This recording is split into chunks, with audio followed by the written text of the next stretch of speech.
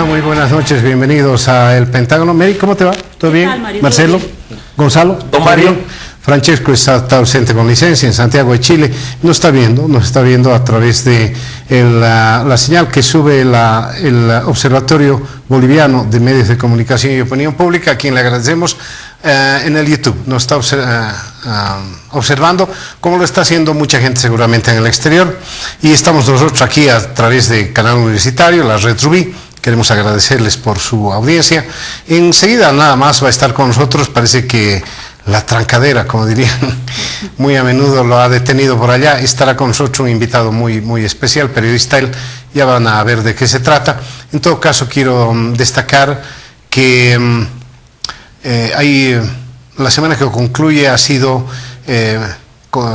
pródiga en noticias internacionales. No quiero olvidarme lo que ha ocurrido el viernes, por ejemplo, en La Habana, cuando el secretario de Estado norteamericano, el señor John Kerry, llegó hasta La Habana para oficializar la apertura de la embajada estadounidense en La Habana, y allí estuvieron dos tandas de Marines, los que izaron la bandera y los que arriaron la bandera en 1961. Bueno, por lo menos eso nos han contado. Han encontrado esas tres personas que arriaron la bandera estadounidense en el gobierno de Eisenhower, y que, bueno, vamos a dedicarnos a hablar de ello. Pero vamos a hablar también de otros temas que hacen al interés nacional. ¿Qué pasa con las ONGs? La prensa, pero sobre todo las ONGs han sido blanco, sobre todo 4 de ellas, blanco de ataques del gobierno.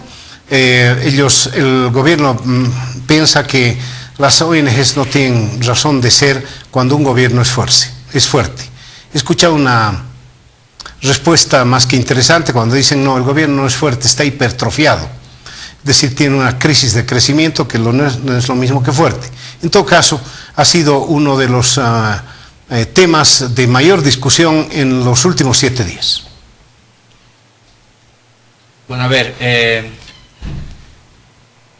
de este tema de las ONGs... Si me das unos segundos, sí. Voy a dar la bienvenida a nuestro invitado. Pasa, Raúl, ¿cómo te va? Disculpa, señor. No, por favor, y ese que el tráfico. Conoce a Gonzalo.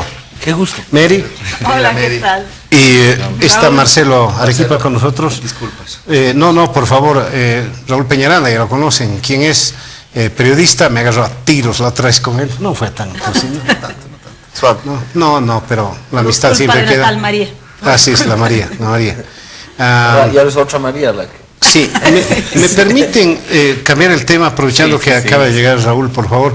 Raúl Peñaranda, periodista, autor de algunos libros. En este instante estás de director de ANF. Editor. ¿Qué hace el editor, perdón? El editor edita. Corrija lo que hacen los periodistas. ¿Cómo corrige? ¡Qué bárbaro! O sea, los corriges a los periodistas. No, está bien. Pero sobre todo, Raúl acaba de ganar un premio merecidísimo, el Moores Cabot. ¿Cabot es Moores Cabot o Cabot? Cabot, creo, ¿no? Pronuncian en inglés. Es el Pulitzer para Latinoamérica, créanme, y lo ha hecho muy bien. Estamos orgullosos, los amigos de Raúl y los periodistas bolivianos, que alguien que haya ganado este premio, que lo ganó en Bolivia solamente una persona, don Huáscar Cajías Kaufman. No es poca cosa. Huáscar Cajías, que fue director de Presencia durante muchos años y después presidente de la Corte Nacional Electoral. Él ganó ese premio. Imagínense el tamaño de premio que es. Otra vez, querido Raúl, mil felicidades. Gracias, un orgullo para la prensa boliviana. Gracias, Mario. Realmente para mí también ha sido un motivo de mucha satisfacción, alegría recibir este premio. Ha sido obviamente inesperado. Es una noticia realmente bastante impactante, así que estoy muy contento con el premio. Qué bien. Creo que Gonzalo es uno de tus hinchas también. Sí, somos muy buenos amigos y siento profundo afecto y admiración por mi amigo Raúl, y creo que después del tiempo duro que le ha tocado vivir, esta es una justa retribución a sus esfuerzos y a su enorme carrera periodística.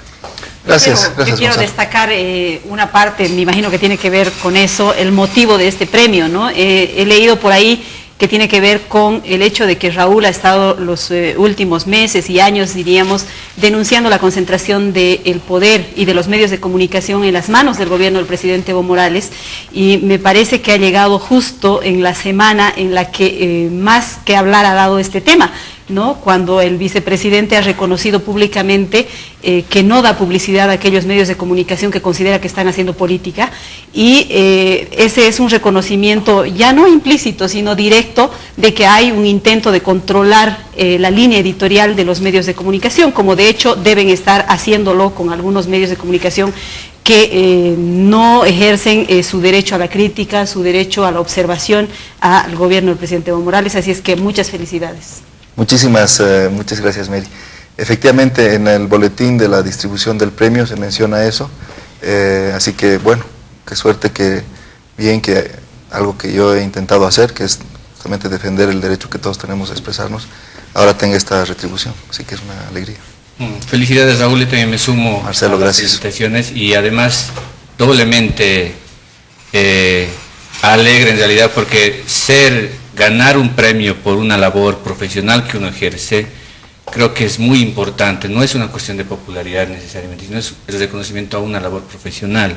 Más allá de que uno esté o no esté de acuerdo con uno, si uno hace un buen trabajo, creo que merece ser reconocido, y ese es el caso. Es más, En Bolivia nos ya todos. autoflagelamos mucho porque creemos que nuestro pasado está lleno de gente, ninguna de las cosas así valiosa, y creo que cuando vemos en nuestra comunidad, más bien la comunidad nos desmiente de esa percepción tan fatídica que tenemos de nuestro pasado, de nuestra historia, porque en esta comunidad hay gente valiosa, y uno a veces, me pasa a mí por lo menos cuando viajo a los países vecinos o a otros y veo sus periódicos, la calidad de nuestro periodismo es una calidad sobresaliente, considerando además que muchos lo hacen de manera hasta artesanal y con pocos medios. Yo creo que es algo para mostrar nuestra falta de autoestima y a la vez las muchas causas que tendríamos de tenerla de modo inverso. Yo sí no podía dejar de notar en la entrega del premio, que es un premio con características algo políticas en tu caso, porque justamente no es solo un tema de profesional, sino es un tema de discusión ardua. Esta semana hemos visto con el tema de Amalia Pando y digamos el debate con el gobierno. ¿Cómo ves tú esto de la libertad de expresión? Yo a veces creo que desde el gobierno se ve esto más como un campo de lucha, y es un campo a ocupar o a dejar que se ocupe por otros. Desde el periodismo me da la impresión que se ve solamente como, ok, no, a ver, hay una técnica, hay ciertos principios. ¿Hay encuentros entre ambas teorías o ves un divorcio absoluto? A ver, primero déjame empezar diciendo lo siguiente. Uno es la libertad de expresión, y es la libertad que todos tenemos, por ejemplo, de expresarnos libremente en esta mesa, y claramente esa libertad de expresión en Bolivia existe, y en este programa no hay nadie que nos pueda decir que no expresemos nuestros puntos de vista libremente. De todas maneras, nosotros somos unos privilegiados los que estamos en esta mesa, ¿no es cierto? Porque tenemos justamente acceso a los medios. Entonces, mucho de la libertad de expresión termina jugándose en los medios. No tendría mucho sentido que se le diga a una persona, si tú puedes realmente expresarte, pero tienes la puerta de los medios cerradas.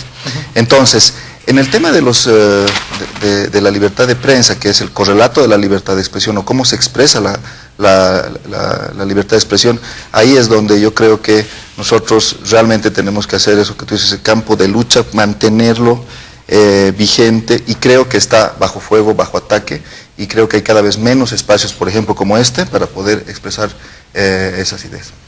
Hay que poner también en contexto el tema de esta restricción a la libertad de expresión. Coincido plenamente con Raúl de que en Bolivia sí existe libertad de expresión.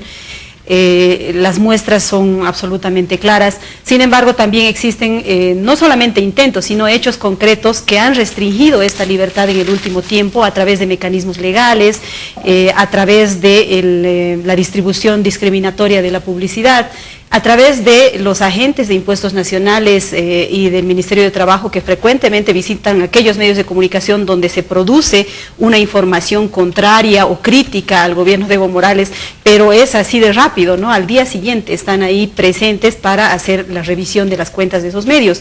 Pero yo decía, esto está en un contexto mucho más grande, no tiene que ver solamente con la libertad de expresión, con el derecho de los periodistas e incluso el derecho de los ciudadanos a ser libremente informados, sino que con una actitud de parte del gobierno del presidente Evo Morales de no permitir el derecho al disenso y a la crítica en toda la sociedad civil, ¿no? Recordemos que allá por el año 2008 había una pelea hasta legítima, pero una pelea política del gobierno del presidente Morales en contra de los grupos opositores radicales del Oriente, ¿no?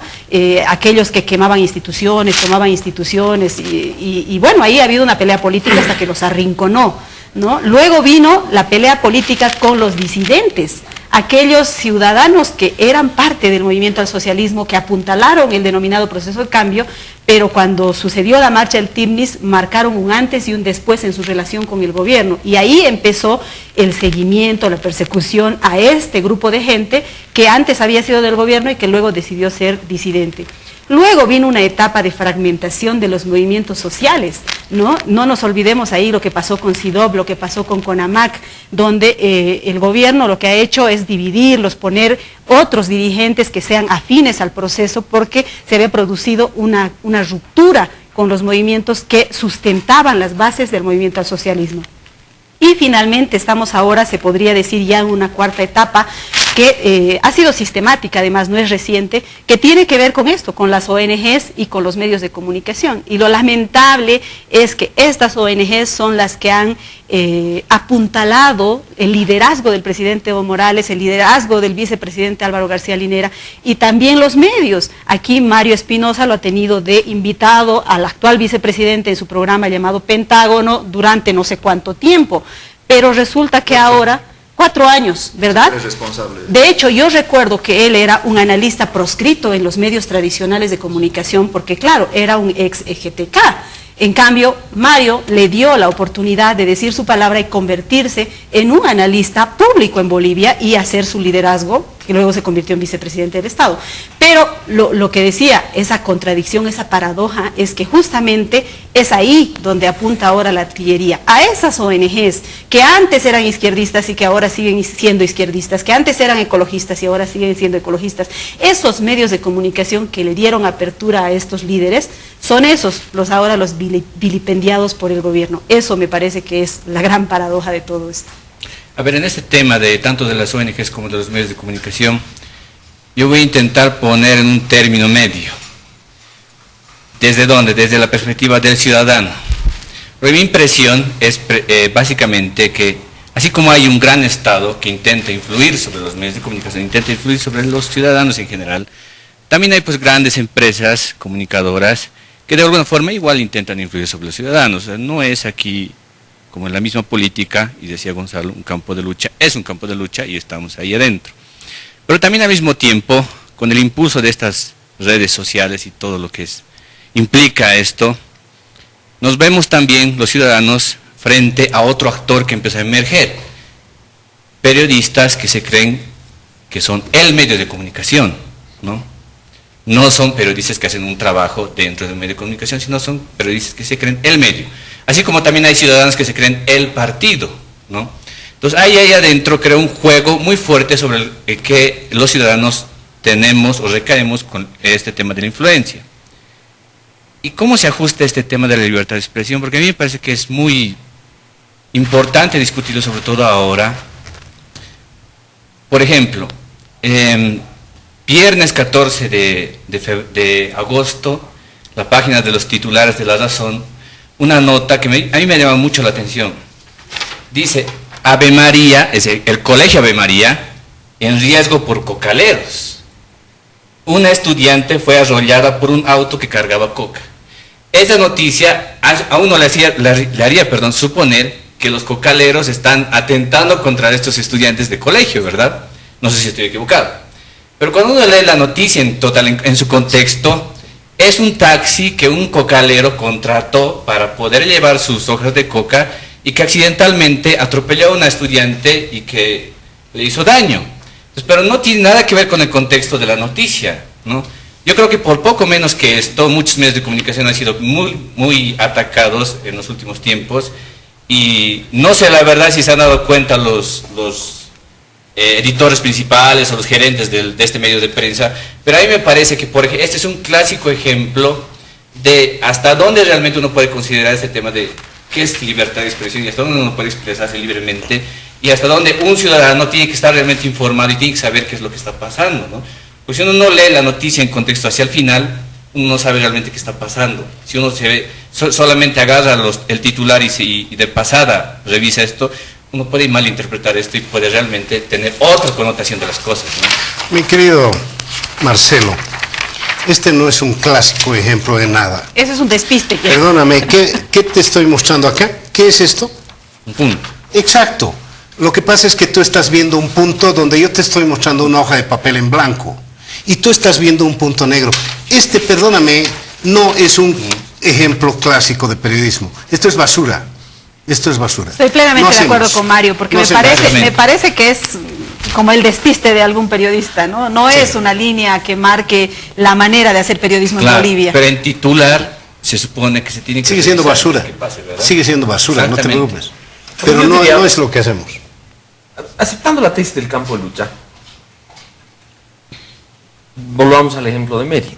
¿Cómo es, si hay la palabra, la posibilidad de persuadir o la fuerza, como dos instrumentos básicos, hablamos de los extremos, ¿cómo es que García Linera logra ingresar a ese campo de lucha cuando tenía todo, en apariencia, toda la fuerza en contra?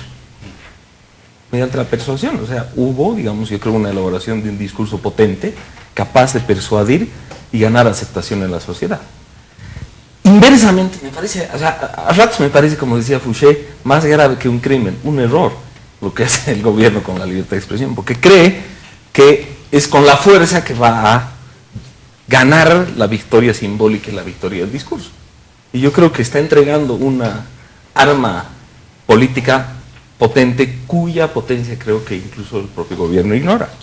Y yo no puedo creer que se crea que solo, digamos, intimidando o llamando prochilenos o vendepatrias, etcétera, con eso se convence a la sociedad. O sea, me parece una visión incluso bastante elemental de las relaciones Estado y sociedad. Dicho esto, creo que se puede discutir, a ver cuáles son los límites de periodismo, cómo deberían actuar mejor los periodistas, o finalmente, hasta dónde la autorregulación es la solución verdadera a los problemas cuando haya, por ejemplo, una detentación, un exceso de poder de los periodistas. Con Raúl, la última vez que se han agarrado a tiros, analizamos el caso del poder de María y su radio frente a un entrevistado. Yo creo que eso se debería tocar. A mí me parece un poco sospechoso que el gobierno, por ejemplo, el vicepresidente, quiera tocar el tema justo cuando no le conviene, porque, claro, yo creo que me parece legítimo que se quiera tocar el poder de los periodistas y cómo ellos, o algunos de ellos, ejercen en algunos casos excesivamente el poder que tienen, pero no solo porque la preocupación sea me van a mellar mi poder. Ahí me parece que es una discusión que viene un poquito desportillada. Y de todas maneras yo no veo aquí cuáles son esos medios que están haciendo un uso excesivo de su poder. Ha habido en el pasado, pero ahora ¿cuáles son esos medios que están haciendo un uso excesivo de su poder en contra de la gestión de gobierno? No hay esos medios, no existen esos medios. No hay periodistas que se pasen de la raya, no existe. Y que hagan un trabajo irresponsable, no hay. Simplemente no hay. Lo que tenemos ahora es una situación de copamiento, de acaparamiento y de cooptación de los medios, y estos espacios terminan siendo una excepción. Dime quién me ha entrevistado y te diré cuáles son los medios independientes de Bolivia, a propósito del premio que he recibido. ¿Quiénes te han entrevistado? Este programa, la Radio Fidis y Radio Herbol, el Canal Católico. Oye, yo te he entrevistado ayer en Radio Compañera. Y en Radio Compañera. Bien, gracias. Y Radio Compañera. Es que, bueno, perdón, haciendo la relación contigo, haciendo la relación contigo aquí. Dos medios, efectivamente, curiosamente de un periodista, de un único periodista. Y poco más que eso. Entonces, yo creo que también eso demuestra un poco cuál es la situación de los medios. No tenemos por qué mentirnos y por qué engañarnos. Es así, funciona así. Hagamos zapping en los canales de televisión y vamos a encontrar a Evo, a Álvaro y las autoridades hablando, etcétera. Y cuando ocurren problemas tan graves, por ejemplo, como el tema del fondo indígena, que son por lo menos 1.000 millones de bolivianos, si no más, de uso irregular de unos recursos, porque hablan hasta de 3.000 millones de bolivianos. ¿Cuándo ha sido el escándalo? O sea, ¿por qué se ha pasado así, como si nada? Así, unas cuantas cosas, sí, 3 personas de 5º nivel en la... Punto, pare de contar. Si hubiera en este país un sistema mediático realmente potente, libre y autónomo, ese hubiera sido un escándalo de proporciones que tendríamos que haber llegado hasta dónde es el origen del problema. El origen del problema es una ministra de Desarrollo Rural que tiene muy buena y cercana relación con el presidente. Pero ¿alguien ha podido decirle algo así? No, ¿por qué? Porque no hay medios. Pero solo para probar la fortaleza de tu me están pidiendo que vaya a corte, si me ¿ordenando? Sí. No, me ordenan acá, pues dice a corte, así simplemente. Creo que he sido algo rudo con Marcelo, te ruego, por favor, no.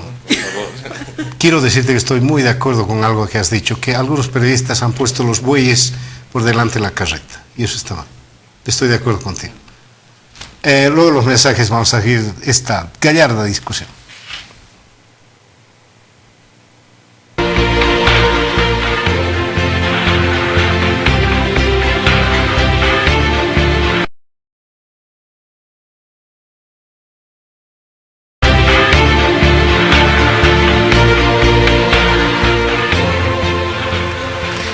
Bien, me hace notar que acabo de decir, poner los bueyes delante de la carreta. Sí, es verdad, así se hace normalmente.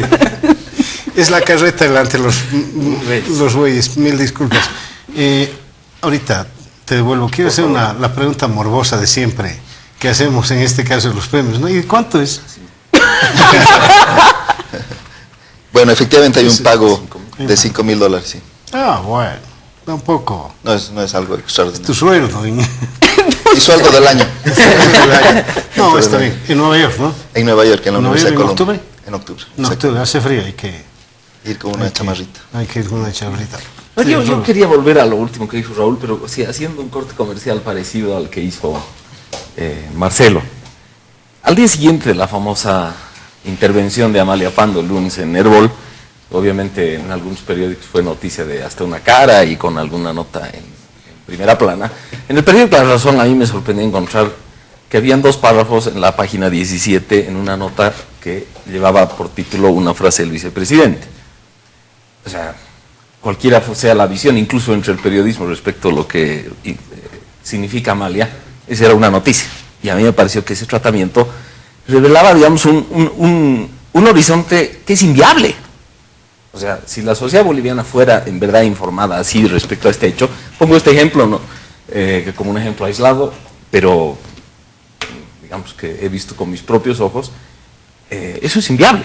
O sea, esta sociedad en su diversidad, en su potencia, en su rebeldía, yo creo que estratégicamente no puede ser informada de ese modo. O sea, si ese es el norte que el gobierno y los medios que lo quieren está pretendiendo, a mí me parece inviable. Número 2, Raúl ponía su vara, decía, a ver, pongamos la vara, ¿quiénes son los medios independientes que me han entrevistado? Y hacía la lista. Pero yo creo que es más matizado que eso. Porque, digamos, eso nos llevaría a decir, solo los que entrevistan a Raúl Peñaranda. Claro, no puede ser muy... es un ejemplo. No, está bien. Megalomanía. Claro, sería una otro ejemplo. ¿Cuántos periódicos han informado o medios sobre Amalia Pando? Ya, para no hablar ejemplo, yo diría el matiz. Un poquito feo. Por ejemplo, ATV, que está considerado entre los medios amigos del gobierno, entrevistó a Miguel Urioste en un programa frente a Juan Ramón Quintana, y a las 2 semanas le han sacado el cuero a Miguel. Yo creo que no es necesariamente un hecho de qué voces se proscriben, sino el volumen.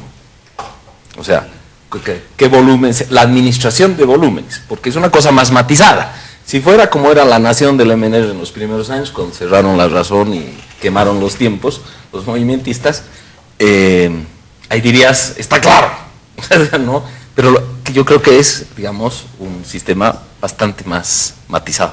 Es que lo que pasa es que para medir la subjetividad hay diferentes elementos, la subjetividad y la línea editorial de un medio de comunicación también. Uno de esos es el espacio, obviamente. Decides darle 2 páginas o decides darle una columna, como ha sucedido en el caso que tú mencionas. Las fuentes, decides entrevistar a los acusados o a los acusadores. el término, el lenguaje que utilizas. ¿Dices que el vicepresidente admitió o el vicepresidente dijo? Es decir... O el titular, digamos, el titular de portada. Sí, ¿le pones una foto o no le pones una foto? ¿O qué foto le pones? Es decir, los elementos que tienes a la mano para definir el tema son absolutamente variados y depende qué tipo de elementos utilices para que una noticia sea o destacada o sea absolutamente minimizada, como es el caso que ha ocurrido la última semana. No solamente con los medios de comunicación, me parece que hay un debate que atañe a todo el país, uno que tiene que ver con la libertad de expresión, pero también con la libertad de asociación en el caso de las ONGs, y finalmente con la importancia que tienen estas ONGs al emitir estos informes de análisis económicos, sociales y todo eso, que tiene que ver con el interés nacional. Y yo no creo que un medio de comunicación, por el hecho de ser más o menos amigo, debería dejar de informar del tema, porque es un debate nacional. Bueno, en todo caso hay una sofisticación por el medio. Tengo la impresión de que tú lo que dices está bien si fuéramos estudiantes de comunicación. Sí, no, me refiero a esto, Mary. Me refiero... Ya son dos, ya no me toca. Ya te tocó,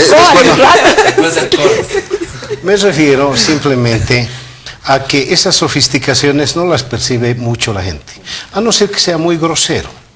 Hay periódicos que titulan a 5 columnas, hay otros que titulan a 3, y hay gente que incluso el titular lo hace en otro color, etcétera, etcétera. Son sofisticaciones que la gente no percibe. Hay gente que te dice, no sé si en Página 7 o en La Razón he leído. Son sofisticaciones para los comunicadores que tengo la impresión, ya te digo, a no ser que sea muy grosero, es decir, que la renuncia a un ministerio por un escándalo la pongas en el sector cines, ¿no es cierto? A no ser que sea así de grosero, es una sofisticación que el público no percibe. Tienes toda la razón, pero si dejas de informar ya se percibe. Ah, sí, bueno. Pero aunque sea así... La discusión, no obstante, es importante, ¿no? ¿En qué medida no deja de ser una discusión de élite y por lo mismo... Exacto. Digamos, la diferencia de poderes entre unos y otros hace que sea aún más desequilibrada la lucha, ¿no? Claro, por ejemplo, no sé si está regulado o está presente aquí en nuestro caso, pero yo recuerdo el caso de España. Leer La Razón y el ABC, por ejemplo, en España, sabe uno frente a quién se está enfrentando, es que el periódico está leyendo en concreto, ¿no? Y está diseñado para un público en concreto, además, ¿no? Leer El Mundo o El País es igual. Entonces, en perspectiva, o escuchar la COPE, por ejemplo, la radio COPE, que es de la Iglesia Católica, pero de una Iglesia Católica que es un poco más conservadora y más dura, y más además pro-PP, no es tan socialista. El País sí se sabe que es más socialista, o incluso otros periódicos, ¿no? Entonces, si esto ocurriera, es decir, si se transparentara un poco esto, entre comillas, o si uno supiera como ciudadano, el periódico tal obedece a esta línea en concreto, y no agarrar esta especie de discusión de puritanismo respecto a todos tienen que decir de todo y tiene que haber un equilibrio, ¿no? Pero a ver, es que yo creo que primero se dice, y yo escucho muy frecuentemente y me comienza a enojar cada vez más eso de no hay neutralidad, todos tienen su posición. Eso es una verdad de perogrullo. Hay técnicas, hay principios que hacen que el New York Times y el Juguete Rabioso sean dos cosas diferentes, porque si no todos los medios serían lo mismo, ¿no? Entonces, o Masas del POR y el Washington Post, o sea, ¿no? Entonces su presencia y, no sé, se pueden poner mil ejemplos. Entonces creo que se puede distinguir también respecto a la calidad del periodismo y a la manera en que se acercan a la verdad, para decir que la expresan. Yo creo que esa es sin duda una cosa. Y me parece que en otros países la tradición es que los medios tengan una clara expresión política. Yo me acuerdo de un caso que abortó y es inverso a la línea del gobierno. Jorge Caneles, en La Razón, decidió apoyar públicamente a Ronald McLean como línea del periódico, como hace el Economist con los candidatos en Gran Bretaña, incluso en Estados Unidos, y renunció a mitad de la redacción. La tradición periodística boliviana es distinta. Y yo no creo que sea la solución decir, mira, como en Inglaterra o en España, porque me parece que es otra tradición. Puede que sea una tradición más ambigua, propia de nuestro carácter nacional, puede, y que tenga sus defectos, pero me parece que responde a una distinta historia. Además que no solo es la tradición boliviana, sino latinoamericana en general, este tema de, por ejemplo, no decir por quién, entre comillas, vota un periódico, que es de lo que estamos hablando, ¿no? Pero en Bolivia sabemos, no necesitamos transparentarnos más. Sabemos que La Razón es un diario del oficialismo, sabemos que Página 7 es un diario crítico, no diría opositor, sino crítico, lo sabemos. Pero aún así, siendo La Razón un diario del oficialismo, que controla la vicepresidencia, aún en ese diario debería salir la noticia de Malapando. También debería salir una columnita con su título, no con una frase del vicepresidente. En cambio, Página 7, cuando el presidente anuncia que va a haber un nuevo bono para las madres gestantes, sí sale un titular apropiado y dice eso. Entonces, en defensa de Página 7, la gente sabe que yo tengo una relación especial con ese periódico, en Página 7 se intenta hacer un mejor periodismo. En cambio, en La Razón, perdónenme, no. Entonces, no es que no sepamos cuál es su línea, sabemos, y ahí es donde ellos fallan. Para poner el ejemplo del Mundo, de España y el País. El País es más relacionado al socialismo, al PSOE, y el Mundo al PP. Pero en el Mundo ha salido las denuncias contra Rajoy hace 2 años. En el Mundo ha salido las denuncias de corrupción. En el periódico cercano. ¿Por qué? Porque el periodista de entonces, Pedro J. Ramírez, decía, no, yo soy periodista, podré tener un corazón o no tener un corazón, pero esta es noticia y la tengo en primicia y la voy a usar. En los años 90, interesante, en El País fue donde salieron denuncias contra Felipe González. Entonces, tener una línea no te inhibe de decir las cosas. En el New York Times, que es un periódico liberal, acaba de salir una nota importante contraria a los intereses de Hillary Clinton por el tema de sus mails que no eran oficiales. Es decir, un periódico al final es un periódico. El periódico trata de reflejar lo mejor posible la realidad, independientemente de si tenemos o no una tendencia, que todos la tenemos, todos tenemos un corazoncito, pero al final somos periodistas. Y eso creo que en Bolivia lo hemos perdido. Eso del volumen, es verdad, es correcto eso del volumen, pero va más allá del volumen. En el programa que tú has mencionado, que es Esta Casa No Es Hotel, siempre hay 2 del oficialismo, más la periodista que es del oficialismo, son 3-1. Eso ya... Pero es volumen, ¿no? Sí. La forma, digamos. Me parece que es inevitable que me vuelva a agarrar a tiros con Raúl. Creo que es inevitable. Lo que pasa es que me toca un poco lo que dices, Raúl. Me toca un poco porque soy columnista de La Razón, de Animal Político, y nunca nadie me ha dicho qué tengo que decir. Seguramente, porque esa es la parte de las opiniones. Sí, no, Raúl, lo conozco a Rubén Atahuichi, es un señor periodista, y la conozco a Claudia Benavente. Perdóname, no estoy de acuerdo en lo que estás diciendo, es parte de la discusión. Te voy a decir algo más, la conozco a Susana Bejarano, y sé que tiene una muy buena relación. Pero dime algo de Pentágono, dime algo del Pentágono. Contame cuántas veces ha venido uno del oficialismo al Pentágono. ¿Es por eso que me hacen a mí opositor? ¿Soy culpable?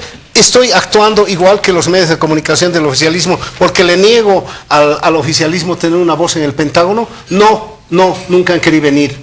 Nunca han querido venir, he invitado varias veces. Somos un estado de 5 personas, pero quiero decirles que cuando falta alguien, si no es Raúl que lo invito y que viene con todo entusiasmo, hemos invitado varias veces a ministros de Estado, pero no han querido venir. Pero tengo la impresión que el oficialismo sospecha que este es un programa de oposición, y no lo es, aunque parezca, pero debo hacer un mea culpa, debería tener una voz del oficialismo acá más a menudo. Pero a ver, perdón, Mario, a mí lo que me molesta y hasta en cierto punto me duele es que esta discusión esté derivando en una confrontación y en una polarización al punto de decir que en Bolivia existe periodistas oficialistas y periodistas opositores. Es verdad. Pero entonces no estamos hablando de periodismo, señores, estamos hablando de política, no estamos hablando de periodismo. El periodismo trata de reivindicar la independencia en primer lugar. Yo, por ejemplo, no creo en el periodismo militante ni de uno ni de otro lado.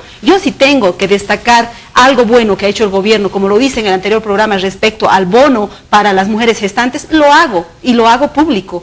Y cuando tengo que criticar, tengo también la autoridad moral para hacer esa crítica al gobierno desde mi actitud de periodista.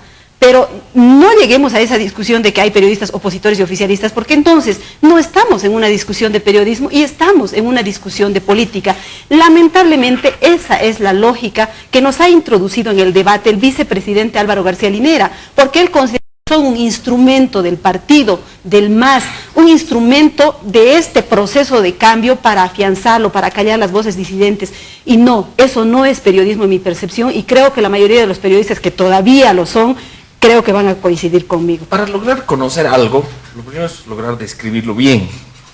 Y creo que las palabras tienen una densidad distinta, ¿no? Si decimos oficialista, opositor, el agua es desde lo que está en la taza hasta lo que está en el océano. Entonces, la densidad de la palabra es importante. Por eso, vuelvo a mi punto que es, a ver, tendremos una discusión matizada. Yo no creo que haya alguien, no creo que resistiría a un plantel periodístico que diga, tú dices o no dices eso, que era tu ejemplo. El ejemplo de, a vos, nadie te ordena ni decir ni dejar de decir. O sea, veo poco probable, salvo en medios, digamos, muy partisanos, que eso ocurra. Pero no se puede negar que primero hay una guerra civil periodística entre periodistas que creen en el periodismo militante, ni para hablar de opositores y oficialistas, y periodistas que no. Y segundo, que en los medios amigos del gobierno hay, digamos, un juego más matizado. Yo no creo que sea un juego de censura, es un juego, vuelvo a mi palabra, de volumen. Creo que el gobierno aboga, y digamos, la línea que pretendía traer Marcelo a la mesa es, a ver, ya, ahora analicemos los medios privados, ¿a qué línea responden?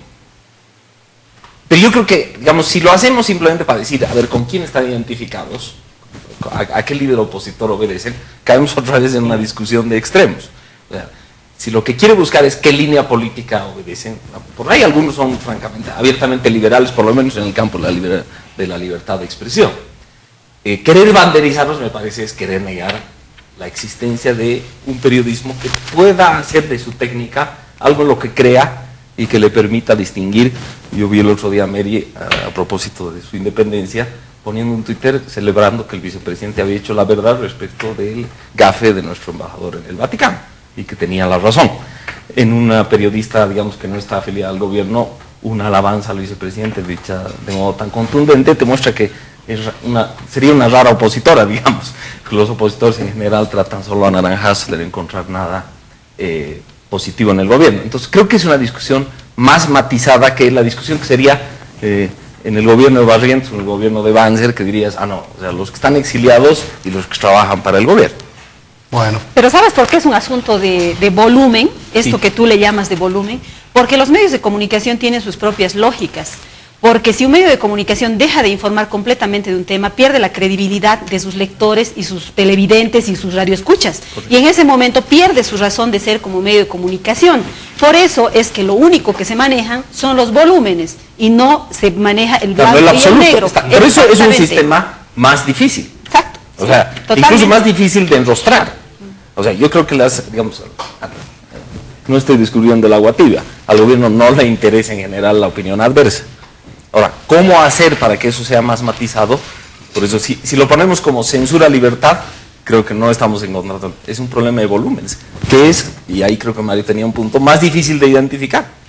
Bueno, en todo caso, cómo odio mirarme el ombligo, Raúl, créeme. No me gusta que el periodismo esté hablando del periodismo, no me gusta que sea noticia, créeme. Y además yo a veces me pregunto si a la gente le interesa. Sí, la verdad Sinceramente. es que Tal vez ni le interesa y sí. por eso vota siempre como vota. Nosotros no somos periodistas, nos interesa. Sí, es peor, eres abogado. Bueno, debo ir a corte si me gremio permiten. te va a demandar. Y luego de los mensajes seguimos.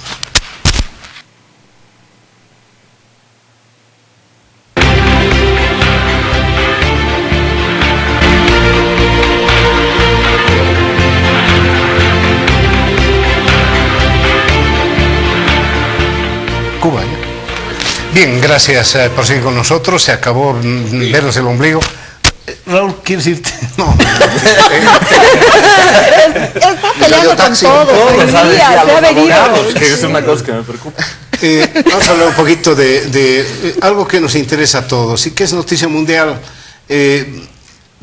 Uno descubre que Bolivia no es el centro del mundo y que el viernes Estados Unidos ha izado nuevamente la bandera en territorio, bueno, es su territorio, técnicamente es su territorio norteamericano, la embajada es territorio norteamericano, pero en este caso es en La Habana.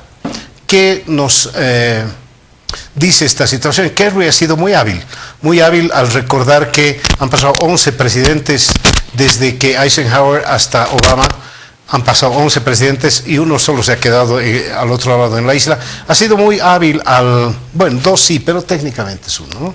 Es un solo apellido, digamos. Sí, esos dos hermanos. Bueno, los de Bush también son un solo apellido, pero además ha recordado que se había caído el muro, que ya no hay dos Alemanias, que luego de 20 años Kerry firmó acuerdos nuevamente con el Vietnam para volver en Hanoi, para volver a tener relaciones. ¿Qué ejemplo más interesante? ¿Deberíamos seguirlo? Creo que sí. ¿Y ahora qué? Por ¿Se me favor, quedan callados? por favor. El invitado. Queríamos seguir hablando de lo anterior. No, sé ya. si- Nos han coartado la libertad. No, no es No, cierto. yo creo que realmente es un día muy importante, ha sido el viernes este tema, realmente una acción importantísima, el deshielo, la presencia de un secretario de Estado, canciller norteamericano en La Habana, izando él en persona la bandera, bueno, no sé si él la habrá izado, perdón, pero él presente en el acto. El presente en el acto, realmente es algo muy interesante y que tiene que ver también con una visión, creo, de la presidencia de Obama, que está yendo contra una serie de posiciones que parecían incambiables o muy difíciles de cambiar o de enfrentarse. Por ejemplo, este deshielo también que él ha promovido con respecto a Irán, que creo que es muy interesante, y otras iniciativas que parecían que en Estados Unidos no se podían dar. Y creo que es una muestra de un ayornamiento de Estados Unidos, una mirada más fresca sobre las cosas, una mejor relación con América Latina, por supuesto. Y si sumamos a eso el tema de que hay un seguro de salud en Estados Unidos, que también lo ha promovido Obama, etcétera, creo que Obama se está convirtiendo, después de haber tenido una presidencia muy débil, con estas acciones referidas a Cuba, etcétera, creo que está construyendo lo que ellos llaman su legado, un legado del cual nos vamos a acordar. No nos vamos a acordar mucho de esos 11 presidentes, ¿no es cierto?, cuáles exactamente son, los que tú has mencionado, pero sí nos vamos a acordar que bajo la presidencia de Obama se hizo el deshielo con Cuba. Así es.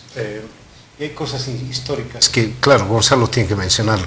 El agradecimiento al Papa. Creo que sin el Papa no podía haberse hecho mucho, ¿no? Lo has dicho tú por primera vez en esta mesa. A ver, yo vería, curiosamente para mí, la línea de la que viene este acercamiento, la línea política de la que viene, es una línea más pragmática que idealista norteamericana. O sea, el idealismo norteamericano, el idealismo y el pragmatismo, que han sido las dos líneas internacionales norteamericanas, el idealismo también era exportar sus instituciones, su versión de la democracia con libre mercado, etc. Y más bien el realismo, el aceptar que puede haber órdenes distintos con los que de todas maneras hay que entablar relaciones, yo creo que es lo que ha primado para impulsar a Obama a este acercamiento. Primero que, claro, si después de más de 5 décadas, o si necesitas 5 décadas para darte cuenta que una medida como el embargo ha hecho todo menos socavar el régimen de Fidel y Raúl Castro, bueno, me parece un tiempo muy largo para llegar a una conclusión que parecía más fácil de antemano. Segundo, la política americana estaba secuestrada también por la potencia de uno de los estados oscilantes, como es la Florida, cuya oscilación a uno u otro partido puede definir una elección, como vimos el año 2000. Entonces también ese era un problema. Las nuevas generaciones cubanoamericanas en la Florida ya no son tan ultras y radicales, lo que permite también que haya una posibilidad de sintonía política local con la medida. Yo recuerdo un famoso artículo de Gabriel García Márquez a finales de los 90 que reseñaba una reunión en la Casa Blanca de Carlos Fuentes, Bill Clinton y Gabriel García Márquez, una cena, en la que él le decía, porque Clinton hizo algunos signos de apertura con Cuba, la posibilidad de algunos viajes y de viajes entre familias, la remisión de dinero, decía, olvídese de Miami y acuérdese de la historia. O sea, yo creo que esta ya era una idea que se maduraba. Y me parece que incluso si ganara un republicano, no sé si Trump, pero si ganara un republicano, me parece difícil de revertir. Digamos, Bush ha sido un gobernador de la Florida, sus relaciones con México, sus relaciones con el mundo latinoamericano son relaciones distintas. Por lo tanto, creo que eso visto desde los Estados Unidos, a mí me muestra un eje Pero que es difícil de avanzar también en estas circunstancias. Hay que superar el tema del embargo, hay que nombrar un embajador, que el Comité de Relaciones Exteriores del Senado no quiere hacerlo, y por el otro lado también dice, ¿y quién nos va a devolver? la indemnización. La indemnización de los 100.000 millones No, de pero, dólares. pero yo creo que inaugura una tendencia. Ese es el punto. Inaugura una tendencia distinta. Esa tendencia para asentarse deberá pasar un proceso más largo, pero a mi juicio es una distinta tendencia. Desde el lado cubano también hay razones muy pragmáticas. O sea, confiar en el petróleo venezolano y en la posibilidad de la estabilidad venezolana es una apuesta muy grave para los cubanos. Cuba depende en buena porción de la buena suerte que tenga Venezuela. El acercarse a la inversión americana y el abrir su economía, las reformas que ha emprendido internamente Raúl Castro, también son un modo pragmático de acercarse. Yo creo que además inteligente, porque no se arrían sus banderas, sino se lo ve como un reacomodo de ambos lados.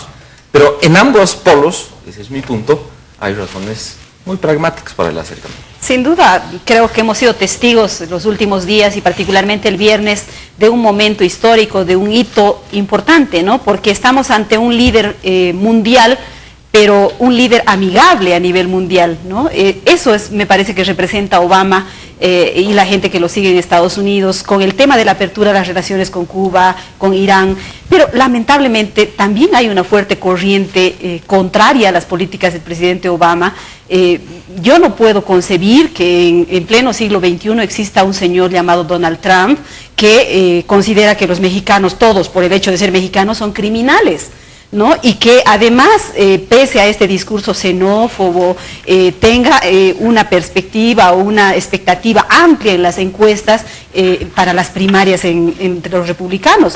Realmente me parece eso que te muestra una sociedad totalmente igual, fragmentada, dividida. Es decir, Obama no es Estados Unidos. Me parece que hay un país que tiene que resolver sus traumas internos también y que tienen que ver con el surgimiento de esta otra ala dura. Y por otro lado, me parece que este hito, la apertura de las relaciones diplomáticas entre ambos países, tiene y va a tener también sus repercusiones en este lado del mundo, en esta parte de Sudamérica y concretamente en Bolivia, porque claro, el ALBA ha quedado reducido prácticamente a la nada después de la muerte de Hugo Chávez.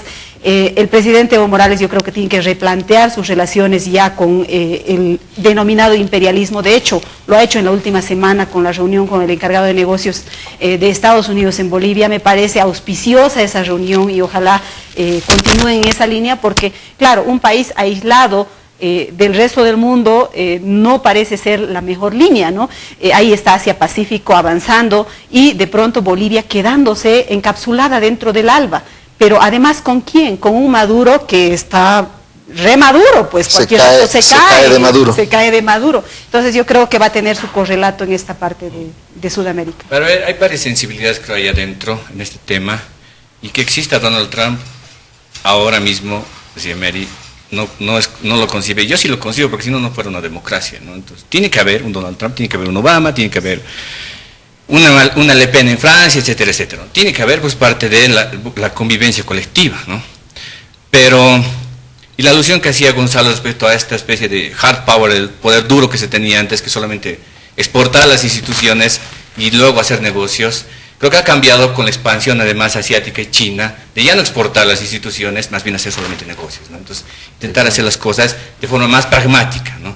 Creo que eso ha calado más hondo ahí adentro y han dejado de ser menos kissingerianos a ser más jonasianos, digamos, ¿no? Para ponerlo, digamos, en dos perspectivas teóricas distintas, ¿no?